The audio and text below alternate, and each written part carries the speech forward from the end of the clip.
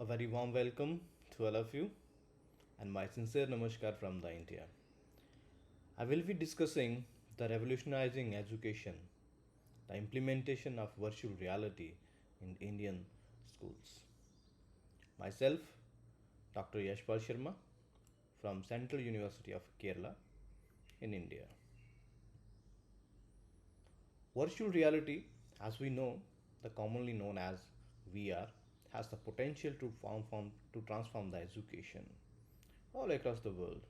And in India, by providing immersive and interactive learning experiences.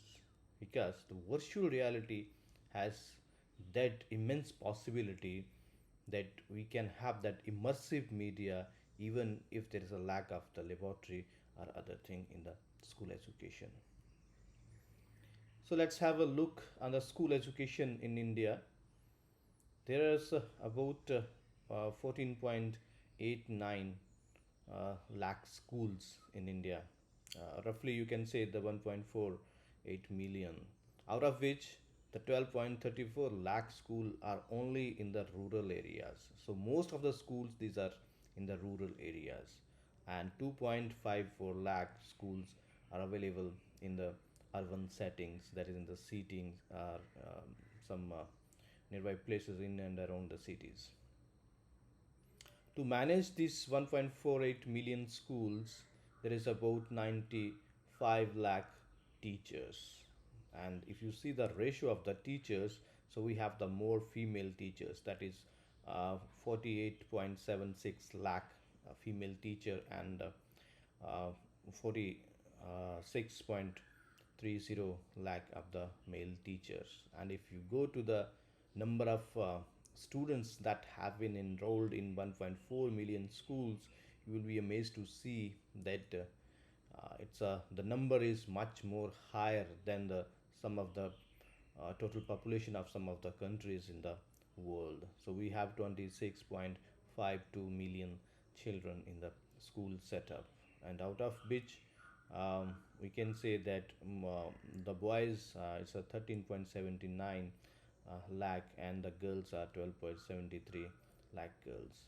To deal with such a huge number of enrollments and the schools and the teachers, definitely these immersive technologies is one of the way forward, because as I said that most of the schools they are available in the rural settings. So many schools are devoid of any laboratory facilities, and if the laboratory facilities are available there, it's not that too much to be benefited to all the children over there.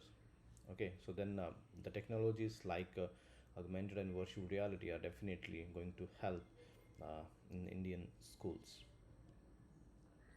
If you see the uh, data relevant to infrastructure facilities available in these schools, you can see I have highlighted this computer facilities you see. So it's not even the 50% school has the computer facilities, and if you go to the internet only, you can see the 34% of the schools that have this internet facility. So even if we wanted to go for virtual reality itself, you can say that it's also one of the bit difficult task, but still it has that potential that it can overcome the facilities of the laboratories and other things. Then uh, in 2020, government of India launched a new education policy that's called the National Education Policy 2020, because the earlier policy was launched in somewhere in 80s. So it's a lot of gaps are there. Many technological innovations in schools has already been done, but uh, this technology is very futuristic, and it aims to transform the Indian education system, emphasizing the holistic development, critical thinking, and experiential learning. It has specifically mentioned the word that experiential learning. The policy promotes a flexible and multidisciplinary curriculum, integrating vocational skills and promoting creativity and innovations. And the national education policy recognizes the importance of technology in education and advocates for its seamless integration to enhance learning outcome. So all these technologies are already being used in some of the schools at a scattered places. But when it comes to under the purview of a policy, then the federal governments has to deal accordingly. They have to provide that infrastructure to the schools, and as this policy, the National Education Policy 2020 has envisaged the use of the technology, so definitely the government has to provide that infrastructure to the schools. So, as envisaged in the National Education Policy, about the use of disruptive and immersive technologies like augmented reality, virtual reality, and mixed reality, and also the artificial intelligence in schools. So, it is already there in the policy. So, once, as I said, there is in the policy, in the document, in the national document, then the federal governments, the central governments, the state governments, they have to deal as per that document, and they need to provide the access to all these technologies. So this policy, as far as school education are concerned, they focus on quality, economic growth, and inclusive development. So education plays a crucial role in shaping the future of individuals and the nation by ensuring quality learning opportunities for all. So, as per this policy, if there is a focus on the quality, so then there should be opportunities for all. Then economic growth. Investing in education leads to economic growth. That's a very hard truth. As educated individuals contribute to innovation, productivity, and workforce development. And in inclusive education, education empowers individuals and foster inclusivity, breaking through socioeconomic barriers and promoting social equality. As I discussed, that India is very diverse country. Well, many religion, many geographical reasons are there. Okay, so to have that inclusive development, to take all the peoples along, so this policy has given that mandate that there should be inclusive development irrespective of any religion, reason, caste, and creed. Then under this policy, some innovative steps has already been taken. That's a launch of this NDR framework, which is a National Digital Education Architecture Framework. So this is a framework that all government, especially the government institutions, has to be adapted. So under this NDR, so for example, if one organization is developing some sort of technological interventions by using the public funding money, they have to share that knowledge to the other state governments or other agencies, those who wanted to adapt it. So there is no need that every state has to develop their own technologies. If one has developed at the central level or other levels, they have to be adapted. Okay, so this digital infrastructure for the education system, under this, why when we apply this NTR framework, so there is a two outcomes are there: the Vidya Smiksha Kendra, okay, experiential learning centers. Apart from the national Diksha platform is there, okay. So Vidya Smiksha Kendra is basically to manage the data relevant to the education and other projects that's run by the government. Say for example, as I said that the school are mostly in the rural areas. If there is an issue with the children in one of the remotest area of the country, how the people in the cities are in the those who are sitting in the offices are managing that, or how the manager get to know about it. So then this Vidya Smiksha Kendra will accumulated all the data, and it will be provide the insights that where the results are good or not or bad. Then accordingly they have to take the decisions, the policy decisions at the center level, so that it can be benefit to the students directly, rather than to taking a few months or years. It has to be remedial as early as possible. So this is the one of the best thing that Vidya Smiksha Kendra is bringing to the school education system. Then this is the experiential learning center to provide the experiential hands-on practices by using the augmented and virtual reality. But to implementing this ELCs, experiential learning centers, definitely the funding is one of the major issue. Then the hardware and software, what type of that can be benefited and deployed in the that centers, and definitely the content. So funding, if you see, because the government funding, they have to decide once in a year when there is a budget sessions are there, but the private players can play a big role. In India, we have this CSR, the corporate social responsibility, that every private company has to give this CSR money funding for the benefit of the people at a large. So we have also experimented this one, and while setting up one of the experiential learning centers at the Centers of Education Technology, the NCRT, New Delhi. So such approach has been already taken. That's a CSR funding from some private agencies has been taken, and then accordingly, a due credit has been given to these agencies for their funding support. Then comes to once the funding is there, then we need to decide for the hardware and the software. Since we are taking we are for discussing for school education, so school education mean a control system should be there. Okay, that hardware should be connected to some software so that the teacher can control all the VR devices.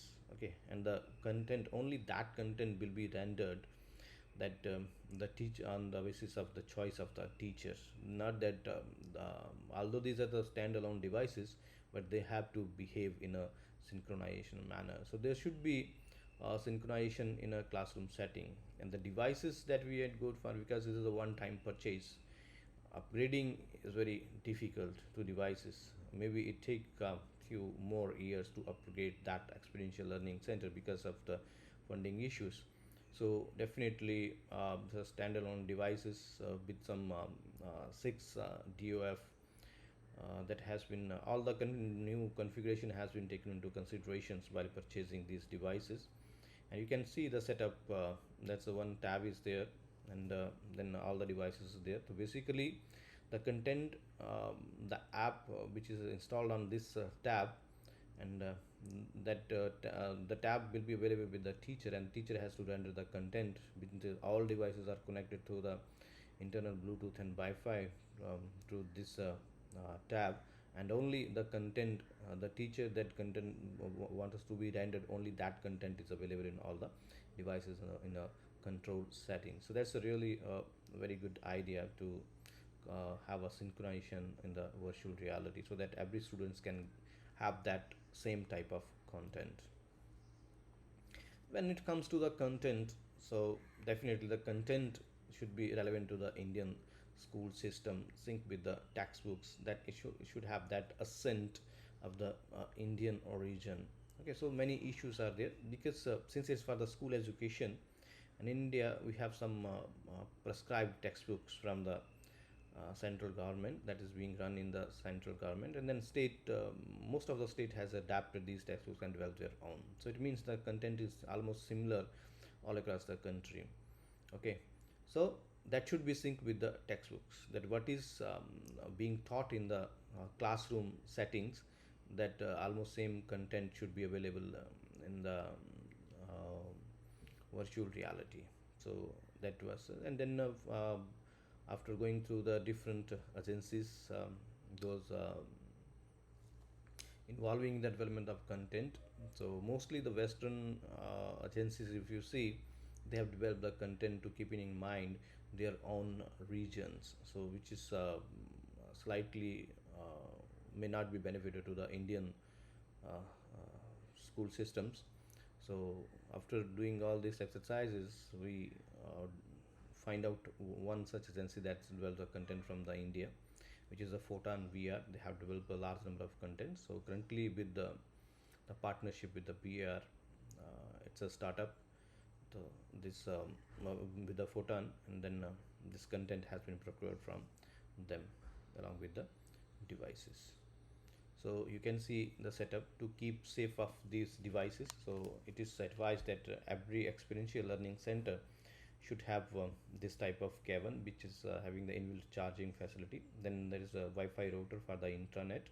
So that because the problem when we deployed this to the centers, okay, so as I said that mostly in the remote areas, so they won't have that much facilities.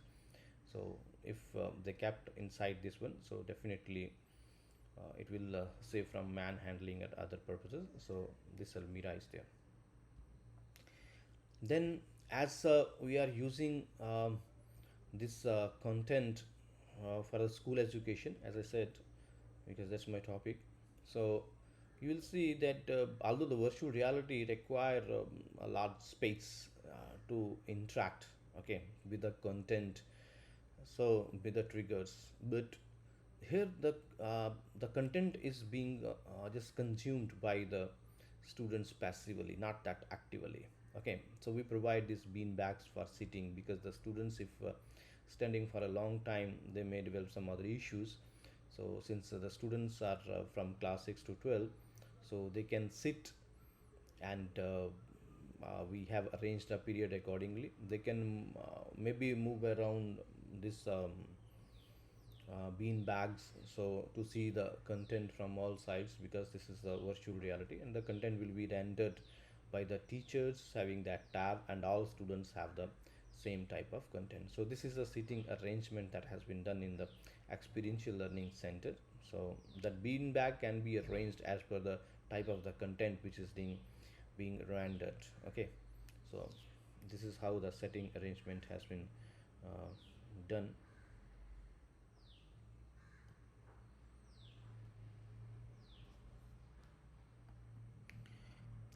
Then not just the students, but other stakeholders from all the states, they are visiting this experiential learning center, so that training has to be provided them, that how to use this virtual reality in their own experiential learning centers, and they are coming to the centers, and then have the training and hands-on, and then it's being this experiential learning centers has been upgraded in their area.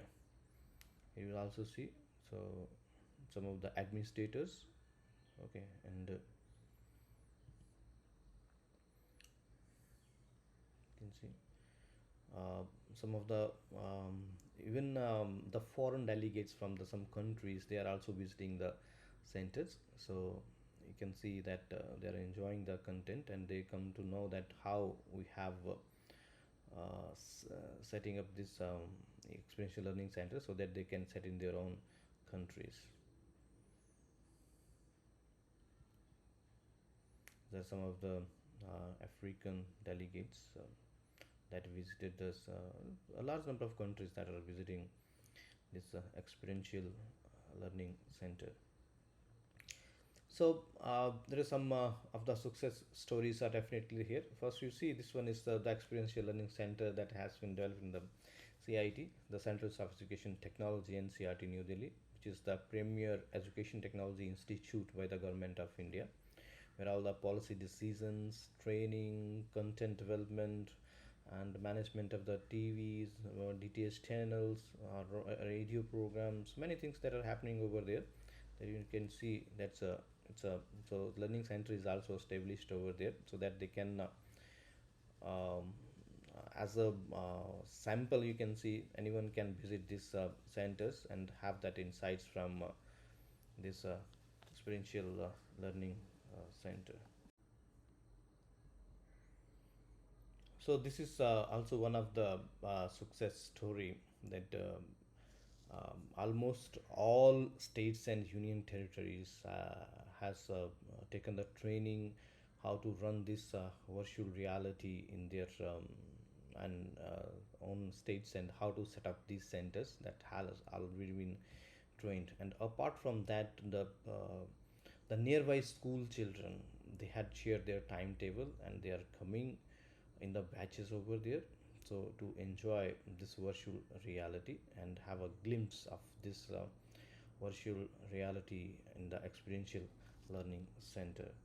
Some of the other private institutions, they have established this experiential learning center or the virtual lab in their own schools, and some with the help of some non-government organizations in many states which are currently available.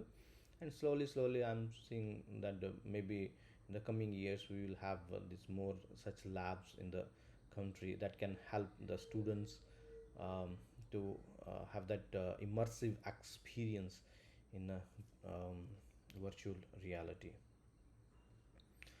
So, if we conclude my session, we can say that the potential of VR to revolution education in India, and it recognizes the transformative potential of VR, fostering creativity, critical thinking, and preparing students for the future. So that's the ample opportunities for the students to learn from the virtual reality, to do the simulations inside it. If there is no lab is available, so then they can do the simulation. And even if the lab is available, they can try that simulation in the virtual reality first and then go to the lab to save the timings of the lab and the other material which are available. Rather than to practicing more and more, they can practicing that in the virtual reality. In the future prospectus and opportunities for VR in the Indian school. So definitely there's a lot of opportunities that we have, and that discuss emerging trends like VR content development, VR waste assessments, and integration of VR with other technologies. So definitely as this content especially the content development is the, you can see the um, multi-billion markets specifically in India. So definitely the VR has that potential to gain it further, and they can be integrated with other part of, not just to disseminate the content, but to have some assessment and integration with other technologies. So there is a call to action that embracing VR to transform education in India. Encourage policymakers. So as I discussed that many policymakers from the states, they are visiting this experiential learning centers so that they can also include this development of this or establishment of VR lab or the experiential learning center in their own states. And then educators, most of the educators, because the mandate of the NCR to train the educators and the teachers, so they are coming over there and they have that glimpse of the virtual reality in that system. So that's also encouraging the educators so that they can also use this virtual reality in their own systems. Not may not be see as a teacher, if not this experiential or this expensive devices are available, they can purchase not just the standalone VR headset, but other VR headset which are available that one can use with their mobile phones. We are also providing training to use that headsets also in case these expensive devices are not available. And most of the content which is developed, they can use it, or whatever freely available content after proper review, they can use that type of content. And stakeholder to collaborate and embrace VR as a powerful tool to revolutionize the education in India. So as I said that we also find some of the collaborators like the Photon and the CSR funding. So like we also need to encourage them that if because every company has to provide the CSR funding, but if that CSR funding has been provided in for development of this experiential learning centers, so definitely that will revolutionize the implementation of virtual reality in the Indian school. So thank you very much. So let me sum up that because this using these experiential learning centers and the virtual reality is very imperative and helpful for the school education, specifically in India. As we have discussed, we have so large number of schools, which are much more than in some of the total population in some of the countries in the world. Okay, so to fulfill the needs of these schools, definitely this virtual reality is a one-time payment, I can say, because the content is once it's developed, it can be disseminated to any of the schools. And then funding, so if the government funding is available, the schools can go accordingly, the states can decide accordingly. If not available, then they can reach to this private funding for their social corporate responsibility, because they have to given the fund, and they can find out some collaborators who can help in some other ways of finishing the labs, finalizing the labs, and purchasing the equipment, procuring the content. So accordingly that can be done, and as a good start. So currently many states has adapted this idea, and they have set up this experiential learning center in their own states, and we can hope that other states and schools, they come forward along with some other funding agencies, so they can implement this virtual reality in their own school systems. So thank you very much. Namaskar.